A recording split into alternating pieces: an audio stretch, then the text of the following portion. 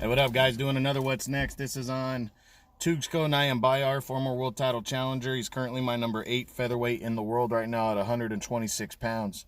Nyambayar fought in February on when he main evented a Showtime card and challenged Gary Russell Jr. for the WBC title. This was Nyambayar, whatever you want to call him. This was his first world championship fight, and he didn't do too bad, but he stepped in against maybe the best, arguably the best featherweight in the world. It was a mandatory fight. He fought hard, but Gary Russell just pretty much picked him apart. First, 6, 7, 8 rounds of the fight. Nyambayar did land some punches, but he couldn't land them in combination a lot. He couldn't land multiple punches. Russell was just consistently beating him to the punch and outworking him. And then in the championship rounds, though, he came on. He could have settled for that, but he came on, started landing some big shots. And everything, but it wasn't enough as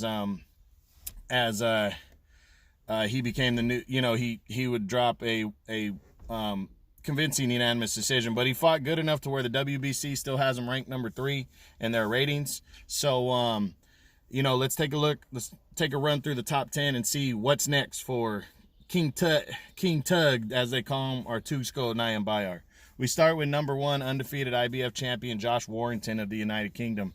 This fight's not going to happen next. Warrington is lined up for a unification bout with Shu Ken of China next. That's most likely going to happen on DAZN. And, it would be Matchroom working with the PBC anyways, and I don't see that.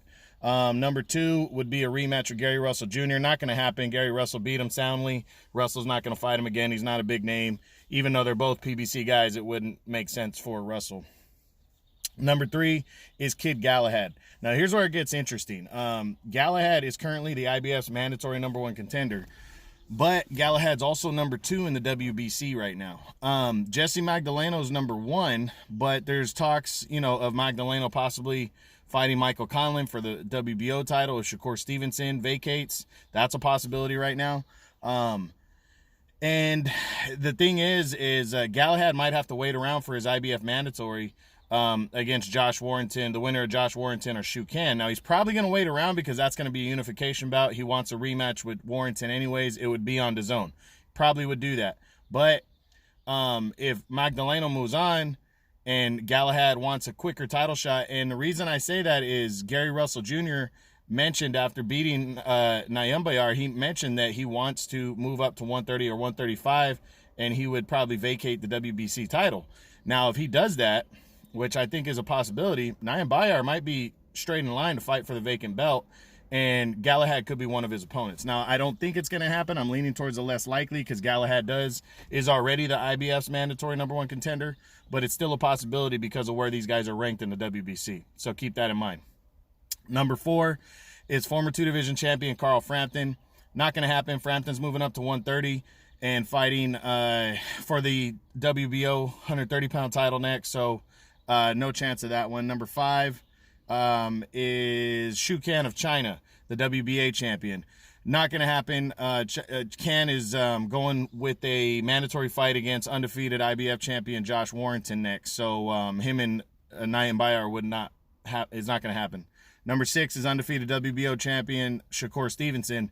Now, I'm sure Stevenson would welcome the fight, but Stevenson looks like he could be moving up to 130 next. There's not a lot of opponents for him, and the guys that are in top rank that are at 126 that fight in the same stable of top rank, they either don't want to fight him or they're not, or Bob Arum doesn't want to throw him against him because he's too good for those guys. So there's a lot of talks that Stevenson is most likely going to move up to 130, and this would be top rank working with the PBC anyways, which they're more friendly now, but it would have to be a fight that a lot of people wanted in order to make it, and this fight just doesn't make sense.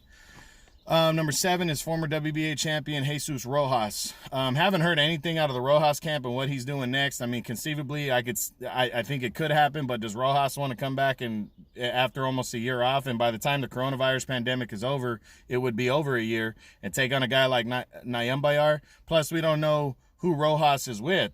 He's not on the Golden Boy roster according to online in terms of their guys. So I don't know who Rojas is with right now, but I know he's been out for a long time, and I just don't see him and Nyambayar as possibilities. Now, Nyambayar is number 8. Number 9 is Isaac Dogbe. Dogbe is going to be making his debut at 126 in his next fight, and it's going to possibly be against somebody, you know, a low-level fighter. Plus, he fights for top rank. It wouldn't make sense for him to jump straight in against the real deal featherweight like Nyambayar. Excuse me. And then number 10 is Jesse Magdaleno.